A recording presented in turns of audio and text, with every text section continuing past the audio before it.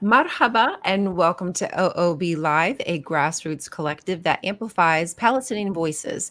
And today we will be speaking with Maryam, whose husband Waled was forced to stay behind at the Rafah crossing. Maryam will share her experiences and how this catastrophe has affected her two beautiful children, Jad and Omar. I am Rion, an OOB accomplice, and I will be joined today by two of my friends, Allie and Victor Zombie. So, if you wouldn't mind, I would love for both of these accomplices to introduce themselves first, and then we will get to our special guest of honor, Maryam. Allie, would you mind introducing yourself? Yeah, of course. I'm Allie, also known as Duskink on TikTok. I met Maryam a few months ago through TikTok and have just loved her. She's a wonderful person, so happy to be here with her today. Thank you, Same. Annie. Same thing. And for you, Victor Zombie, if you wouldn't mind introducing yourself to the audience. Hi, I'm Victor Zombie, as most of you guys know on TikTok. That's why I chose this username. But I am happy to be here and supporting Maryam. I make videos for her almost daily, so I Oh, really want to see their family reunited. same. So you said reunited, and we're going to speak on why we're using the word reunited. Maryam, thank you so much for joining us today. We are honored to have you here. Um, I'm sure the audience is curious too why we're using the word reunited, but would you mind introducing yourself and telling us a little about you? Yeah, hello. I'm Maryam. Thank you for having me at first. And some of you know me already. I'm Maryam, which is the backup account, the new backup account, Maryam's family. I had an old one, but it was locked like a month ago. So my new account is Maryam's family. And let me talk a little about today in Gaza. Today is a tragic day for my country and my people. It's one of the most bloodiest and terrifying, heartbreaking days. I will speak a little about it, and I don't know if it's is that okay, Ryan? Yeah, actually, on YouTube, you are allowed to be a lot more verbose about the things that are happening in Gaza to the Palestinians. It's not like TikTok, so you're allowed to use bombing if you need to. Whatever you need to use to get your point across is fine. Okay. So today at 11 a.m., some friends started messaging me, texting me, and posted about horrible situation that they are living right now. A horror of continuous attacks all around them. They are trapped in their houses and their apartments, and some of their families outside. They know nothing. They don't know what's going on. And it was the bombing and attacks was especially at the central area of Gaza, particularly in Nusayrat camp, which is overcrowded with the displaced people from Rafah. Rafah was having maybe 2 million and a little more people, so they most of them they were displaced to other places, including this camp.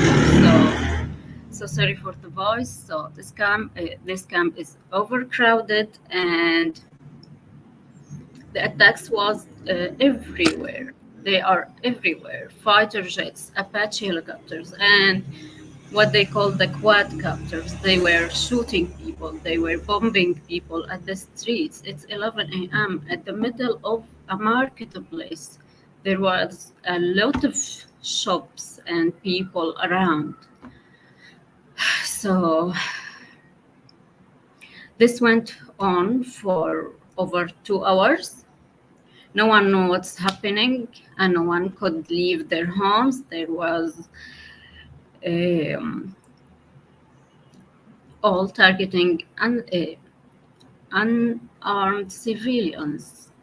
More than 200 people were killed within 2 hours. 200 people were lying on the streets, and over 500 were injured. So blood were everywhere, death was everywhere. Father carrying their children, mothers holding the remains of their kids. I don't know if you see the photos, but it was horrible. The children carrying parts of their mothers. So my heart breaks every day, but today I felt an overwhelming suffocation, struggling to breathe. I worried about my friends, my family, that whom I haven't heard from yet until now, and my husband, who is frequently visits this area for daily necessities. This is just a snippet of today I wanted to share with you, and it reminds me with an old night in Rafah. When I was in Rafah, I lived such conditions with my children at the middle of the night. It was so horrible. So I know what is the feelings. What are the feelings that these people live today? So that's it, and I'm just gonna introduce myself. Thank you for that, though, Maryam. I think it's really important that whoever is not up to date with what massacre happened the past 24 hours and subsequent weeks previous, it's really ramped up. Our hearts are just as heavy. I'm sure yours is much heavier, worried about your friends and your family and your husband, as you said, because he frequents that area to get the supplies that he needs to survive. Yeah, But we appreciate that. thank you. Now let me introduce myself. I'm Maryam from Gaza and from a neighborhood called Tel Al Hawa. Maybe you know Al Quds Hospital that is just a few dozen meters from my home. It was, you maybe heard about it because at the start of this genocide, when I was beside or in Gaza, on the north of Gaza before displacing, um, it was like besieged for months, and before it being put out of the service. So I am a mother of two beautiful children, Omar and Jad, a wife and a daughter. I used to work in digital marketing and especially in specializing in content and social media. I was working for a company outside Palestine, and I had also freelancer contracts with several clients from Saudi Arabia, Ukraine, Turkey. My husband Walid works as an employee for the Palestinian Authority, and my son Omar, 9 years old, he is was not is was a fourth grade student, and Jad was just starting the kindergarten. He is 2.5 years, or he was, because this month, maybe 10 days later, he will be 3. So he having attended only 2 weeks at the kindergarten. And after the October 7, life changed. We lived through horrors from the first moments of that day. Everything changed. No safety, no sleep, and no life. We left our home for the first time, maybe after 3 days from this. After a hospital across from our apartment was targeted. Shrapnel and flames entered the apartment, shattering windows and causing massive damage. We survived it was like a miracle, and this was on October 9. So we had to leave the apartment because it was in like so much damaged to a relative. He's not so far from us, but less damaged. So we stayed for 3 days without sleep or and with continuous bombing around us. We lost friends, and so places we loved destroyed. Our universities, schools turned into rubble. It was terrifying from the first moment on 7th of October. It was so terrifying, and I couldn't tell if the time had stopped or if the earth was still spinning. So electricity was cut from the start. We lived in darkness, relying on external generators that operated for maximum 2 hours a day, and that's in the beginning of this genocide. So the situation was so horrible, and that we didn't expect that to last. But on October 13, we were all informed within 2 hours to leave and evacuate the north of Gaza, which include Gaza and entire another sector of Gaza Strip. 2 hours. We have just 2 hours to leave this place. And we couldn't comprehend what was happening. Was it real, or it's just rumors, or what is going on? We left in a hurry, leaving everything. We lived our life like in 1 hour. We packed what we can, and we left our life behind. All what we had worked for, our friends and some of our family, we left them, and we headed to what they were described the safe place. That was Rafah.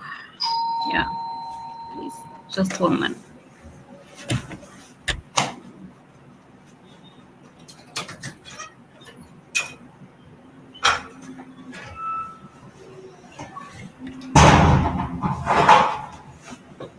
Yes.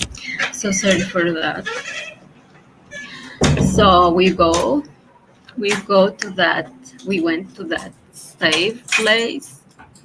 It was described as a safer area from the north. That's Omar. Hi. Say hi. Say hi. Hi. Yeah. Hi, Omar. So we went to the north of Gaza, and it was from the north to the far south. So you imagine how in an hour you can lose everything and just headed to a place that you know nothing about. We went to an unequipped place, like what it was an UNRWA warehouses. It's just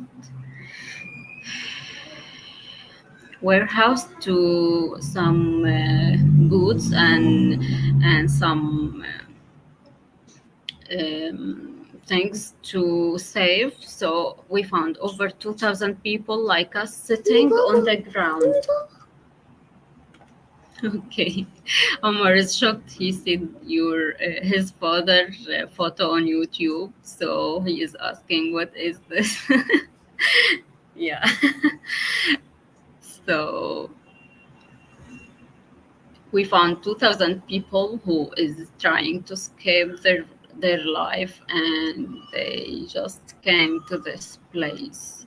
More people kept arriving, and all wanting to survive.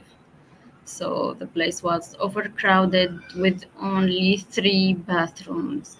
So We can imagine how much the horrible conditions that we faced at that time. And outside this place, I remember it was a completely only empty lands. So it's few, maybe with just a few small rooms for people per house in gathering to, and sometimes, but it was completely empty lands. Nothing is around, so we couldn't place amid so many people at that time. We went outside to the warehouse gardens and set up a small tent from torn fabrics we found. We stayed there for 3 days, and during the daytime heat and freezing cold at night. I remember that it was raining at the 3 nights we stayed in that. So we thought we would stay for just a few days, but we ended up staying there like for no, it will be more. So we searched for a new a place to maybe stay in. We found some room with some land, and it was a room for 14 people. No water, no supplies, and food shortage, depression, inhuman living condition for 2 months. This why this whole I lived it with my family, along with my brother and my mother, my two brothers, sister, and her husband, her child, the mother and father of her husband. So we were all in a small room that could barely accommodate 3 people under these harsh conditions. After 2 months, I decided on my own responsibility to displace to or to move to Khan Yunis, an old family house, and the situation was little better. There was water, there was maybe a bit of solar power to charge our phone or to do anything. So we stayed like 2 weeks. Within the 2 weeks, the Israeli army called and threatened us to evacuate the city again. I received terrifying calls. I will never forget the tone of the voices and will never forget the words. The threats over 20 hours to evacuate with these scary voices and words saying, leave now and you have been warned. So, leave now and you have been warned. I felt it was my last night alive, and there was no time to evacuate or to go anywhere. Where? So bombings were everywhere, and we couldn't go anywhere at the night. And I turned off my phone just to just let this fear and spend the night trembling, trying to comfort my children until the sunrise. So at the sunrise, we evacuated again to Rafah, back to that small area and small room, but this time the empty lands was full of many tents. They was there was covering the whole empty lands that I was talking about at the beginning, thousands of them with no place to step. The sight of displaced people was heartbreaking. We lived an additional month and until we had to evacuate again. And I was so terrifying because no place to go. That was Rafah at that time. After 3 months of war, every person there from all around Gaza Strip. So there is no place to go. We left with heavy hearts, and I felt like the world had died me. But I prayed for God to help us. We split up at that moment, me and my husband, my children, and we split up from the other members of my family, my mother and my two brothers. And from that day until today, I maybe saw them like 2 or 3 times. Everyone was in a different area, and we moved between friends' houses, tents, and homes until we managed to get a tent to settle in. We set up a tent in the street in Rafah after being displaced multiple times. And finally, we lived in that tent for another 3 months. And that was the beginning of my GoFundMe and in Operation Olive Branch. So thanks to Operation Olive Branch, after living in a tent and displacing for I forget how many times, I can't count it, but I started the GoFundMe and you guys helped me to see the hope again. I really said if I didn't establish this campaign and have hope that we will evacuate, I maybe lost my mind at that horrible situation. We were in so dangerous zone at the end. Yeah, when we set the tent on the middle of the street, we were in very dangerous place. But that's what we found because there is no place to go. Many airstrikes was around. Many, yeah. The day of today, the day in Gaza, that was happened before while we are in a tent in Rafah, but it was at the middle of the night and no one was at the street, so the victims was less, of course, but it was so terrifying. I remember that day at 2 a.m. started. There was shooting from helicopters and quadcopters. They are above us on the sky, and we are just in a tent. Yeah, it's not covering anything. I was terrifying and walking here and there. I imagine my children in so many pictures that you are now seeing on social media for victims, children. I imagine myself, I imagine my children, my family. I couldn't go anywhere. I can't get out of the tent and I can't stay. Any shrapnel could be here at any moment.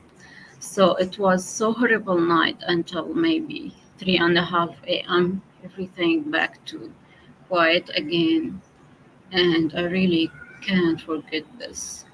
So today what was so frustrating, and I was so tired hearing the news. Remind me of that night. So every day, maybe the worst. We think that this will finish, but it doesn't. So after 6.5 months or 7 months after we established the campaign, we had the chance to leave finally, and we coordinated and wait our names to be on the list. We waited for so many days, and at the end, we were shocked that me and the children just only our names on the list to travel tomorrow. So a few hours just and we will travel. But Walid was not with us, so I was telling him that if you want, I will not travel, we will stay. He refused that and he said, no, just go, you and the children, you will be safe. It will be much better and I can manage my issues. So, with so heavy hearts and mixed feelings, we traveled the next day and we are here in Egypt like for a month and a half now, trying to coordinate it for him, and every time the prices being increased, we back like to 0 point. We want to pay more efforts to collect the additional fees, and it was like I had so many days that I just don't want to do anything. I just want to lay on the bed and feel some depression without doing anything or taking any responsibility. But I couldn't do this because there's people that is relying on me. There is my two children here alone.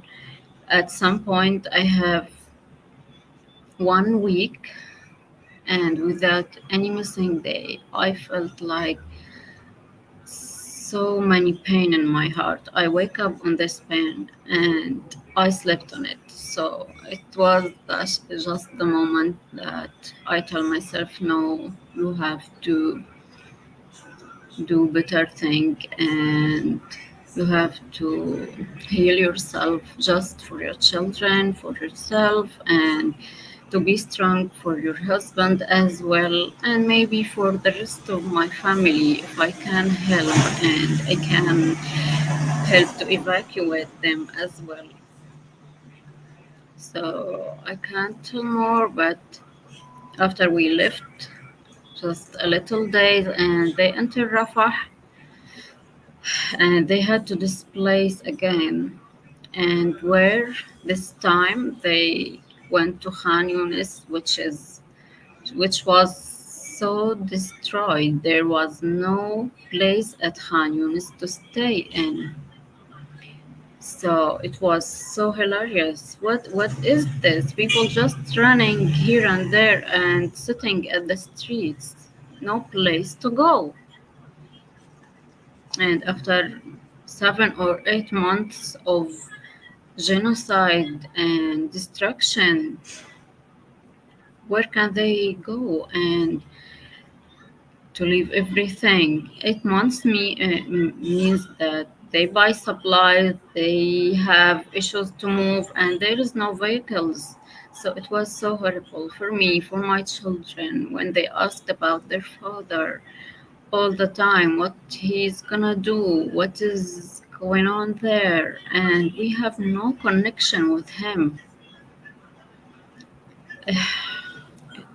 It is really continue back there, and now he displaced to Rafah with just a bag, and he left his tent also. So it was so horrible to a new place, and yeah, empty land with nothing, no stones, no houses, just damaged things around. And he put his tent on the beach, directly on the beach.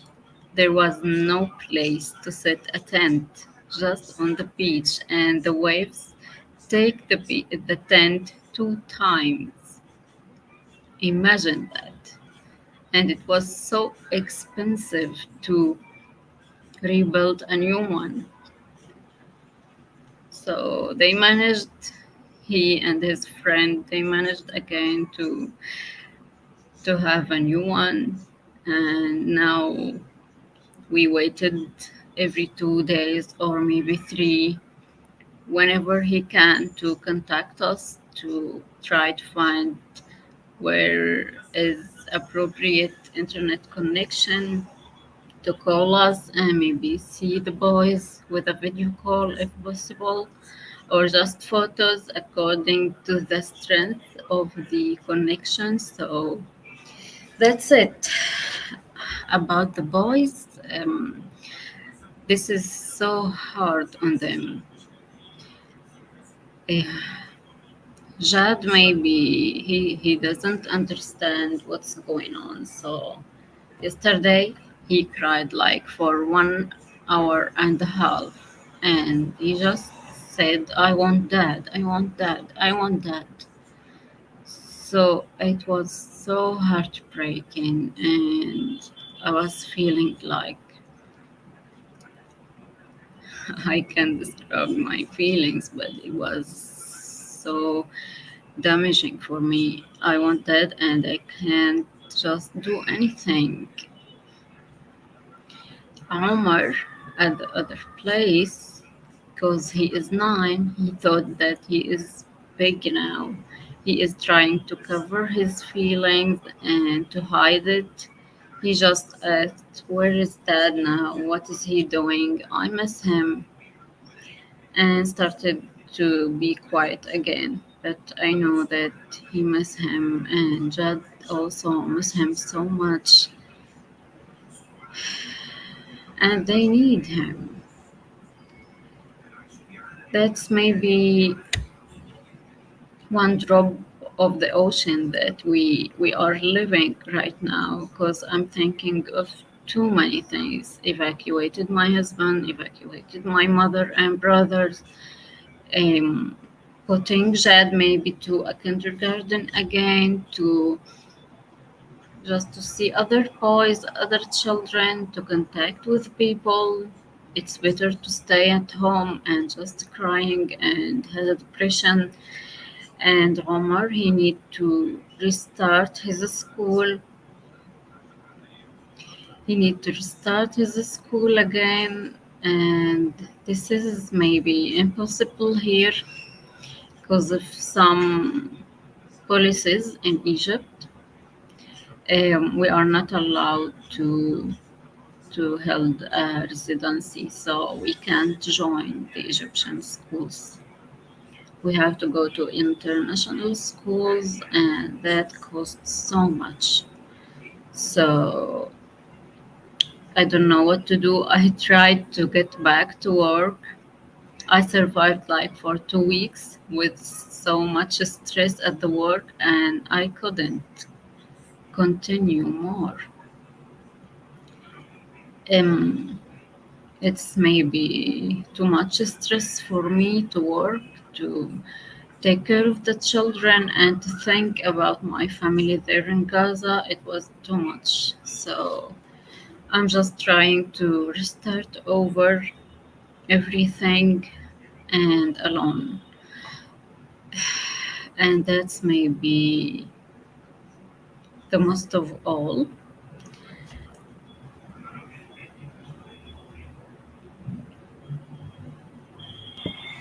And that I think you bring up so many good points, Miriam, that we haven't yet had to speak about. But just for instance, having to start all over in a foreign country, your children want to get back to some kind of normalcy, going back to school, what have you, but you face so many obstacles and roadblocks to that. Um, Um, that's it. And I don't know if I can. Sometimes I blame myself, then I said that no, I'm doing everything I can. And I know we can do it.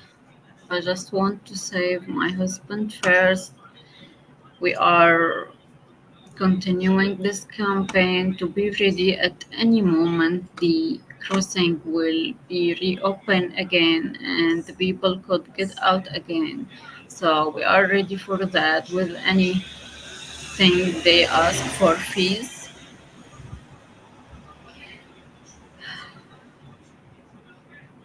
And this photo is a disaster. It was on the day of displacement.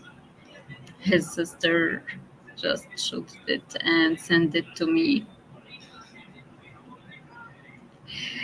And and he lost a lot of weight since we left.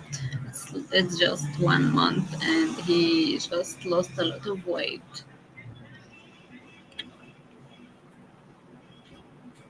I can't imagine. And you mentioned moving and having to be forced displaced and expulsed from your land, basically starting at the north, moving Yeah, down through the exactly. south. Yeah, several Through different times.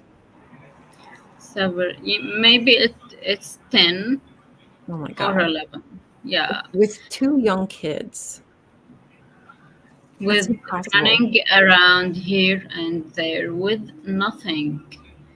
And when you settle in a place or some street, let me say, and you are terrifying of this new place, and if it's safe or it's not, or maybe some around airstrike will happen, like what happened before. When you get used to that street, no, this place again, evacuate the place now. And it had a so heavy feeling on the hearts to move every time, to move, to take just a few things and move, run around with your kids and to save their lives. Right. And where, as you mentioned before as well, how do you transport? How do you transport your belongings? You may not even have much, but if you have anything you'd like to bring with you, a mattress, pillows, blankets, and what is going to be basically your life for however Well, long. that was with some car that a donkey drive it. Yeah, we we put that on the animals that drag some cars. So that's it. There's no cars in Gaza, and no, if there's cars, no, what we can call it, no fuel. Fuel. Yeah. Yeah, right. So we never lived this life before. We are not used at this life. Yeah, maybe you imagine that this is okay, and maybe you are used to this. No, never. We were in a decent life, and we were working, and our kids were playing like any other kids, and got school.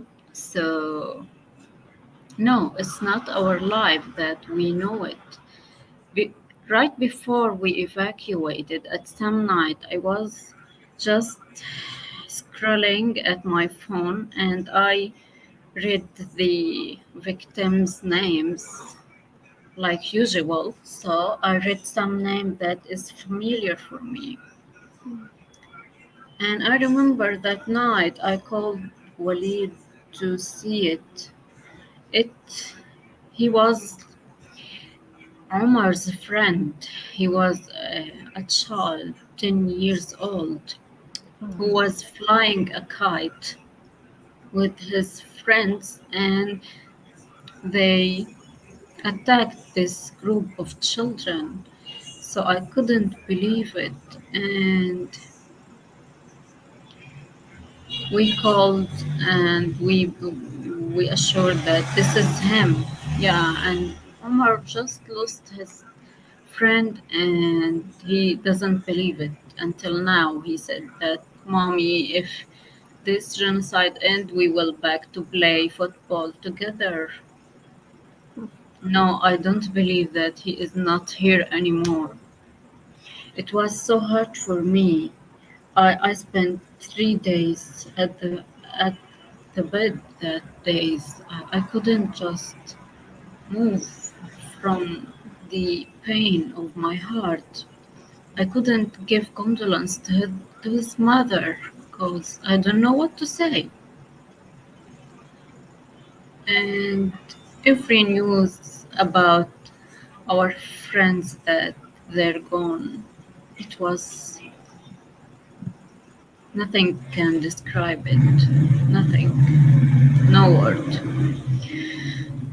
So it wasn't our life. It was a decent life, and we were just normal human trying to enjoy their lives and to work to make something for themselves, to enjoy the life, to raise their children in a decent and good, maybe good education, good entertainment. That's it. No animals around and no displacement or tents. So it's not our life. Now you have to, in this moment, be the one to navigate comforting your children and being their rock and their stability and their caretaker. And meanwhile, like, who takes care of Maryam? Who helps Maryam be strong? And like, who are you able to lean on? It's so, I can't imagine how hard that must be for you with Yeah. your husband so Here far. in Egypt, I'm totally alone. I have some online friends. Victor Zombie is one. And I remember some night I was texting her and I said that I'm not okay. My heart is beating so loud and I can't take my breath. So she called and on maybe a video call and she really makes me better. Oh. So that's the support that I am getting. But here around me, I have no one. All my family are in Gaza. And that's why I would like to mention why we are trying to amplify Palestinian voices, not only, but also rally around them to let them know that they do have support, that we care, if that's all that we are able to give, like if we're not able to give money because of, our conditions or finances in this world, but support and time might be something that we have. Victor Zombie, I would love to just say thank you for being there, and Allie, you as well. Would you guys like to speak on any experiences that you've had with Miriam? How this has been for you to be able to build relationships and friendships with people who are experiencing these very serious circumstances? And whoever wants to go first.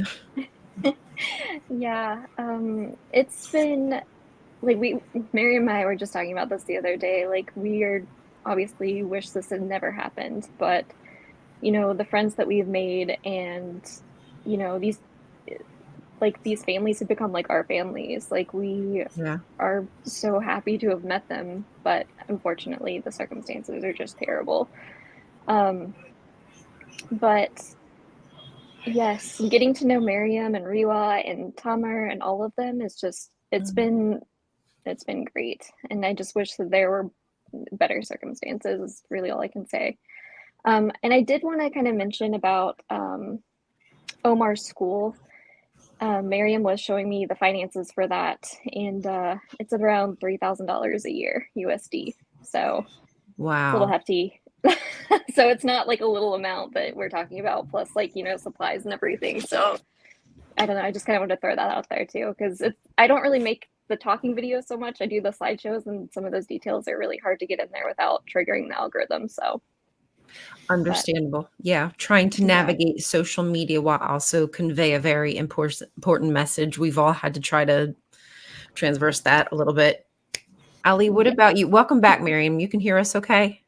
Yeah, yeah, Okay, for okay. some you popped down, but I know that sometimes the internet connection is spotty in Egypt, so Yeah.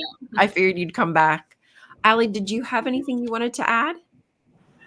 Yeah, it's like a bittersweet feeling because I've gotten to know all these lovely people, but now I'm terrified for them all the time. I find myself when I'm scrolling through the news and watching the videos and seeing the images, I find myself looking for their faces all the time.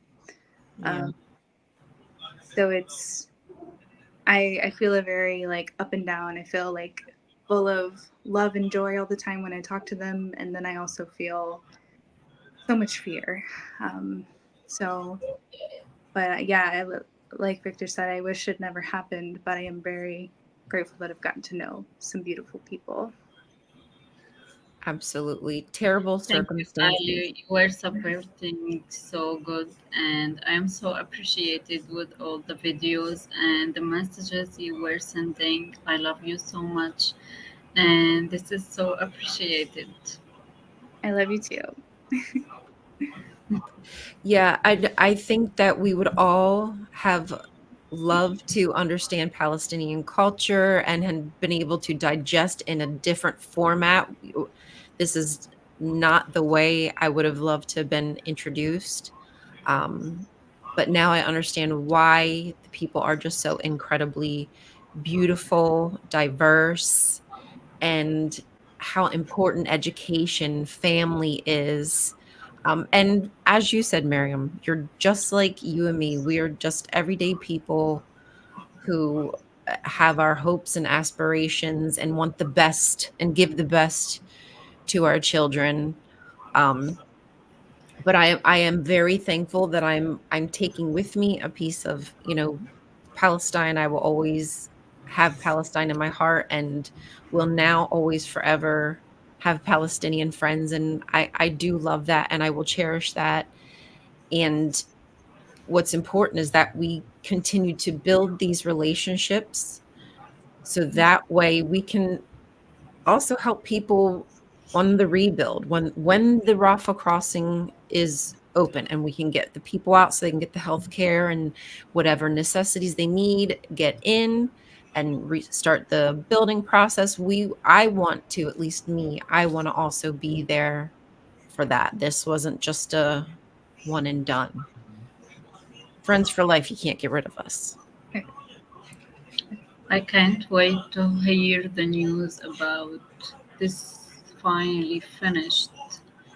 You can't imagine the people, conditions, and they are just so desperate, including my husband, my family there, my mother, my brother, my sister-in-law. They are just so depressed and depressed, and I just want to help as much as I can and to everyone I know. But me myself, I need help.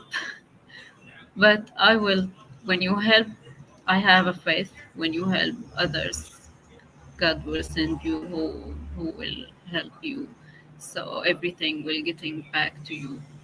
So just please, if you can help with anything, you can any act and any amount. This is so appreciated. And this is maybe you are the one that make this family survive to a safe and to a suitable place to live in, to restart again the life that they lost in the 9 months of this genocide. It's 9 months. It's like the time is just stopped at 7th of October. I am in a new whole country and I really can't live my life like normal human being. No, the time is was stopped there and I couldn't help myself or my children. So I seek for help and I'm here just to thank everyone who helped me to reach here and to maybe trying to restart my life. I need just your support to the end so we can be reunited again and to restart this life again if possible. What I think we should do, we would be remiss if we didn't kind of go through some of the things, the ways that people can help, because I do feel a lot that people want to help, but they kind of feel helpless. They don't know exactly what to do. And I can't say that I am the purveyor of knowing exactly what to do in these situations, but I've picked up a few things that have seemed to work in the amplification of our, friends, just like me.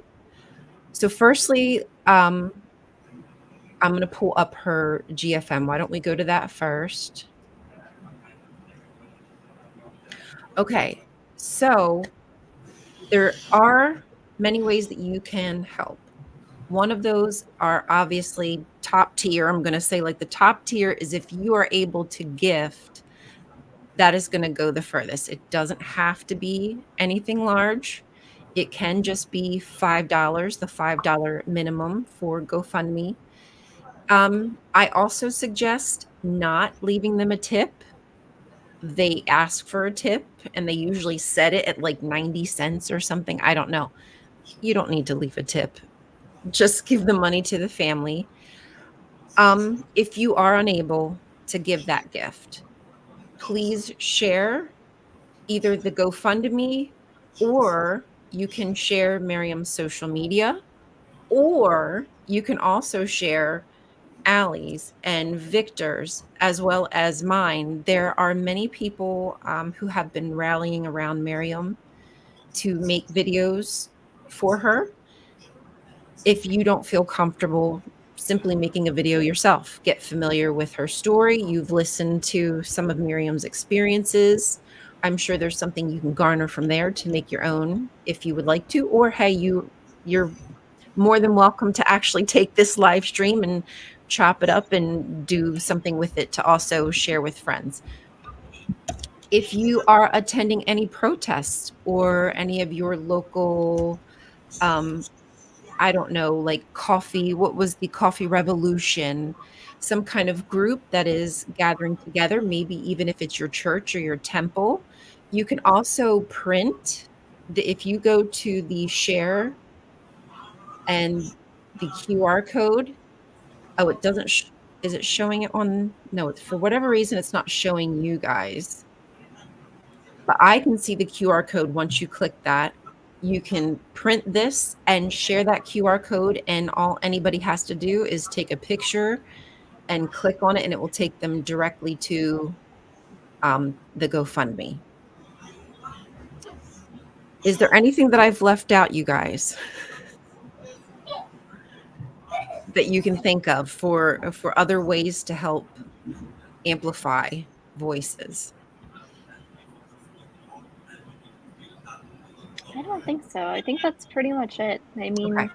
I saw Wendy pop up down there. She is always commenting on every single one of my videos, every single one of Miriam's. So, you know, we have a lot of support. Oh, there's Teresa too.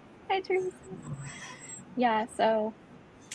Yeah, thank you everybody, who's joining, who's watching. There's 52 people here. Not everybody might be on YouTube. Some might be coming from Twitter, so that we're not able to like converse with each other, unfortunately, on the app. But we appreciate even the comments, you guys. I do understand that certain people's circumstances might not let them be vocal on social media. So that's not something, they can't share a video, but they can leave a comment or they can repost.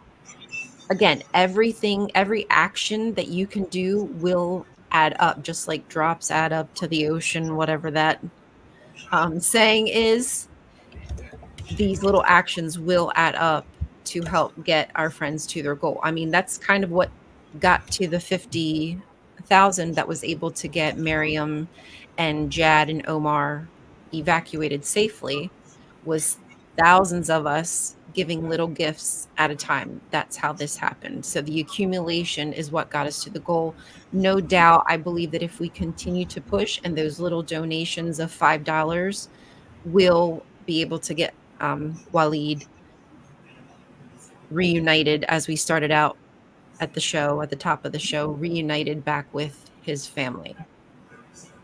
That is the goal. And we need that to happen really soon. So putting the pressure on your representatives, like I hope you guys haven't stopped calling. There's a great app called 5Calls that I use really regular. That also has several different talking points, helps you get connected directly with your state representative. They don't deserve a moment's sleep. They don't deserve peace. They work for us. We pay them.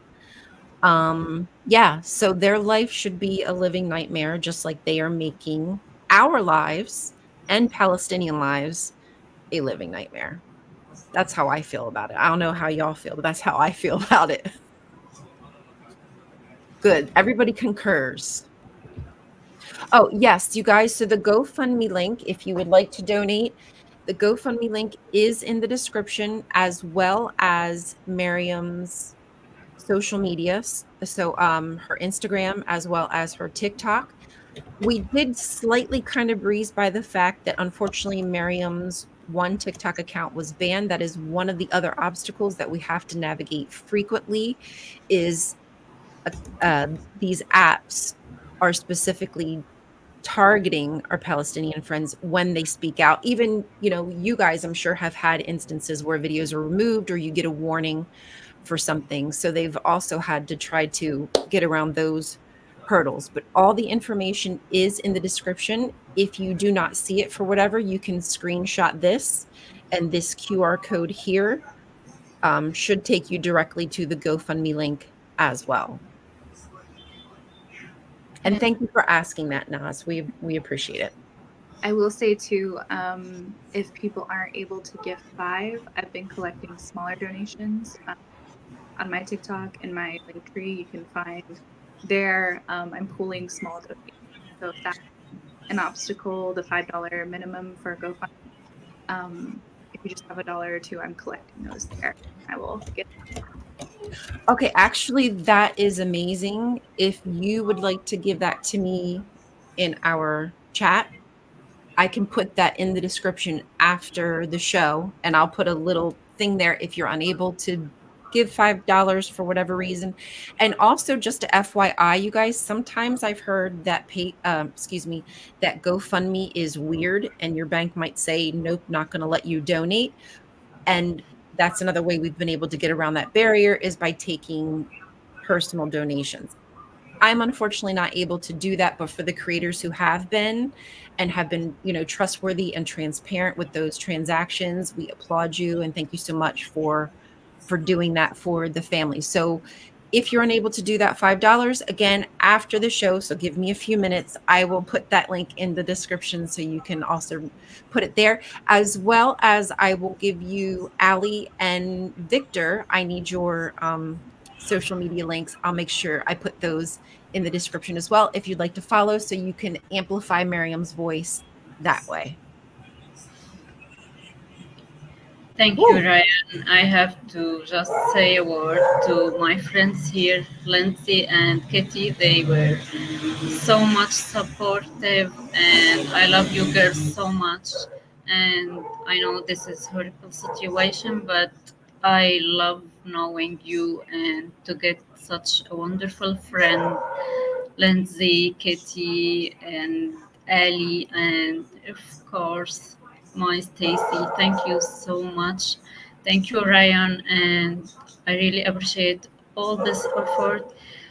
And I consider myself lucky to know you guys. I hope we can reach there to my goal and to see my family again, reunited, happy, and stable at the place that we deserve to be. So, thank you all for being here.